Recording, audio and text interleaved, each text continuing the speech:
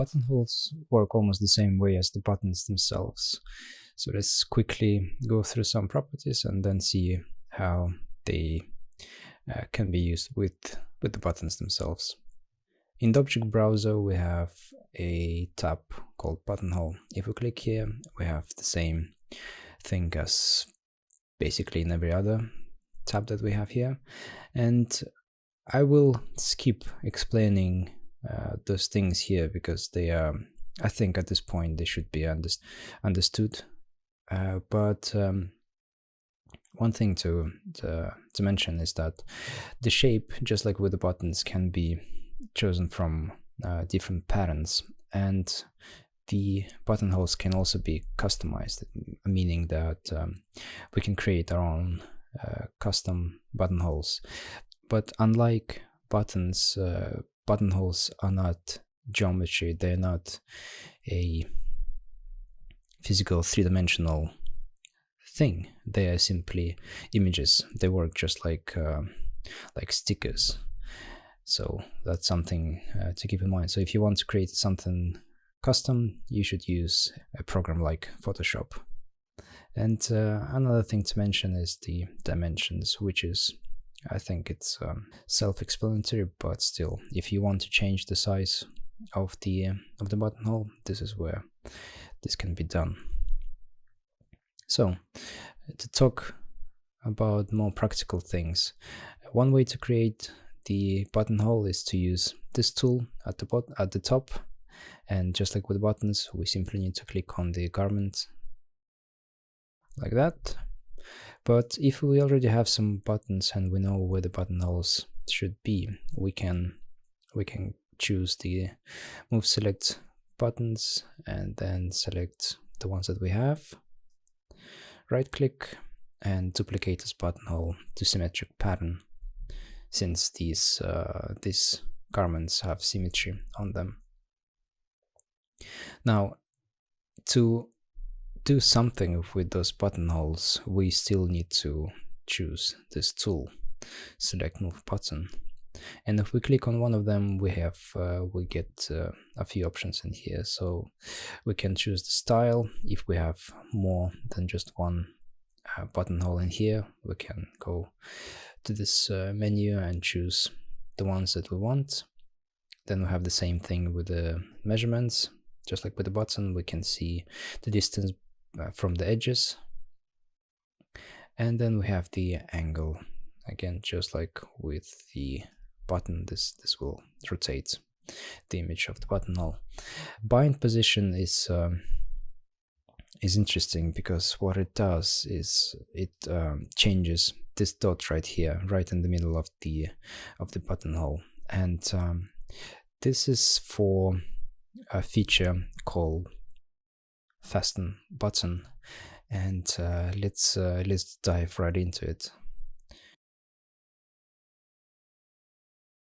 If you enjoy this content or find it useful, please consider supporting me by buying me a cup of coffee via the link in the description. So, fasten buttons and bind position.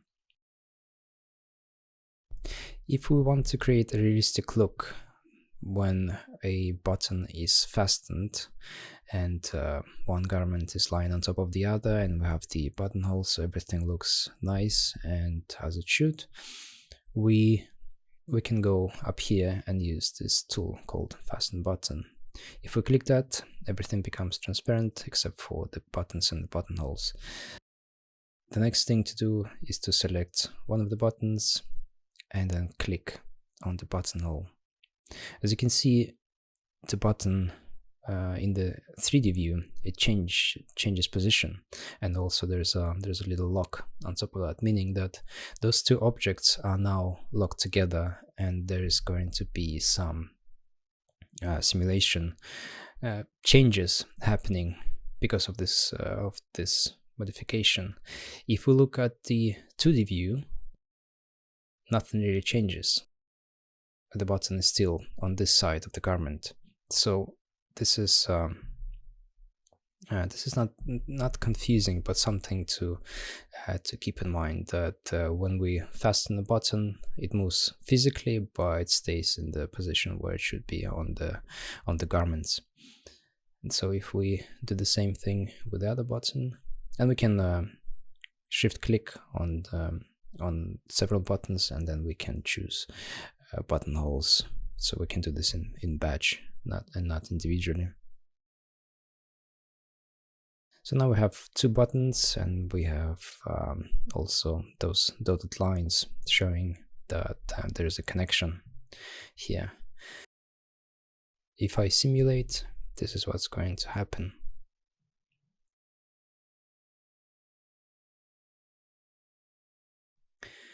And to be sure that nothing extraordinary happens, I came into the property editor of my garments, and I set, in this case, layer of this hood to 4, and the layer that I wanted to be underneath this one I set to 3. So I made sure that there's no confusion in the program about which layer should be on top of which. But as you can see, this really nice and fast way of not just physically connecting pieces of garments realistically, but it's also a good way of mimicking a realistic look. So there's a button and there's a buttonhole, and this can be exported into a renderer, and this can be used to create a nice looking presentation. So back to the property of the buttonhole, the binding distance or bind position. If I change it, look what happens with the dot and with the button itself. So if we go left, both the button and the dot go left as well, and if we go right, they go right. So basically this dot, this position, this bind position indicates where the connection is going to happen between the buttonhole and the button itself. So if for some reason it doesn't look right, what you have, you're not satisfied with the look, this can always be modified in here.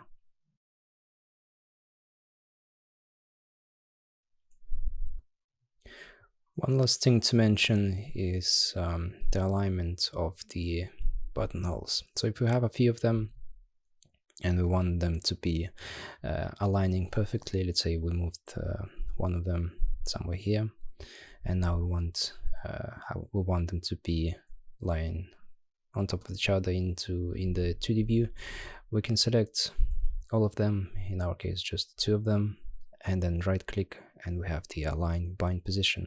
And this works just like the standard aligning. We have all those options. They are basically the same like with any other piece of clothing in Marvelous.